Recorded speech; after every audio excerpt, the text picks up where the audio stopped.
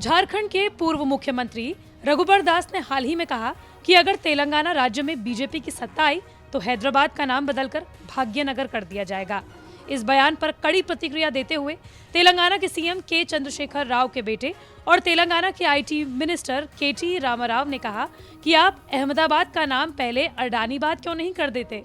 साथ ही रघुबर दास के बारे में पूछा कि वैसे ये जुमला जीवी हैं कौन। सिर्फ रघुबर दास ही नहीं बल्कि गृह मंत्री अमित शाह से लेकर प्रधानमंत्री नरेंद्र मोदी ने भी हाल ही में तेलंगाना की राजधानी हैदराबाद को भाग्यनगर कहा। आज मैं भाग्यनगर हैदराबाद में खड़ा हूं। पूरा देश जानता है सरदार पटेल न होते तो आज हैदराबाद भारत का हिस्सा न होता। जब तेलंगाना राज्य का आंदोलन चलता था, केसीआर कहते थे कि हम हैदराबाद विमोचन दिन मनाएंगे। बताइए भाग्यनगर वालों, हैदराबाद विमोचन दिन केसीआर ने मनाया है क्या? इसके साथ ही राजनीतिक गलियारों में इसी बात की चर्चाएं शुरू हो गई हैं।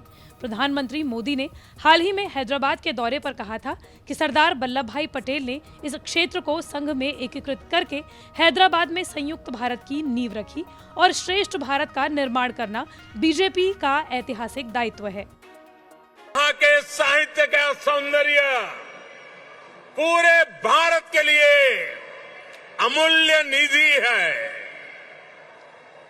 इस धरती की ये आस्था,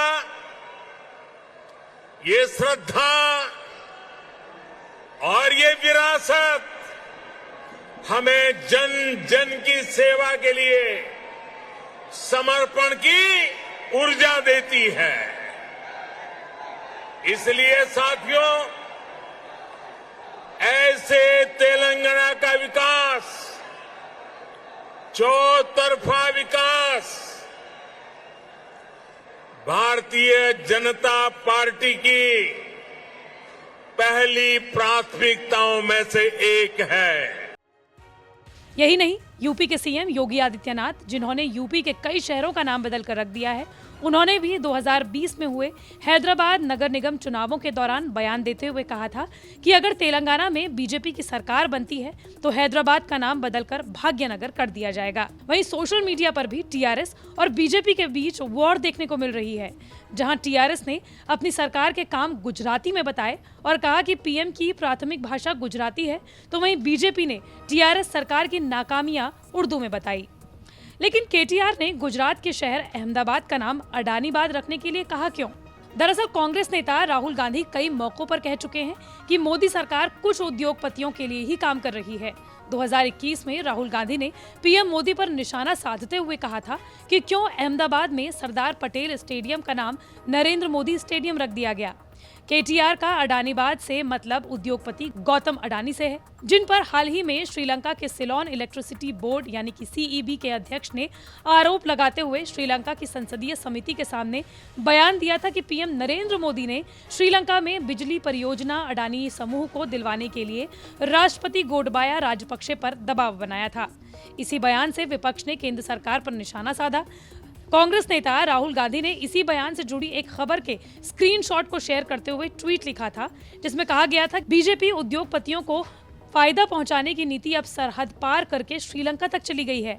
सीईबी ने संसदीय पैनल के सामने गवाही दी थी कि उन्हें श्रीलंका के राष्ट्रपति गोटबाया राजपक्षे ने बताया था कि पीएम मोदी ने अडानी ग्रुप को 500 मेगावाट की विंड एनर्जी प्रोजेक्ट देने पर जोर दिया था। ये बात 11 जून को कही गई थी। हालांकि इसके एक दिन बाद ही विवाद बढ़ता हुआ देख 12 जून को सीईबी अध्यक्ष ने यह बयान वापस ले लिया था और 13 जून को इस्तीफा दे दिया था। श्रीलंका के राष्ट्रपति गोटबाया राजपक्षे ने भी इन आरोपों को खारिज कर दिया है।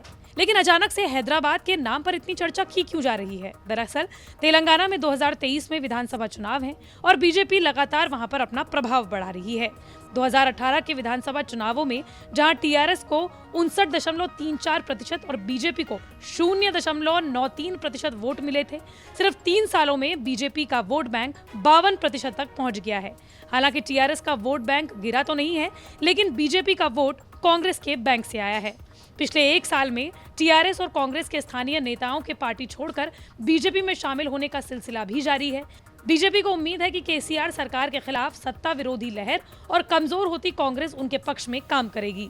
साथ ही मुख्यमंत्री केसीआर पिछले कई महीनों से बीजेपी और खास तौर पर प्रधानमंत्री नरेंद्र मोदी पर इतने आक्रामक क्यों हो रहे हैं जो वो पहले कभी नहीं हुआ करते थे।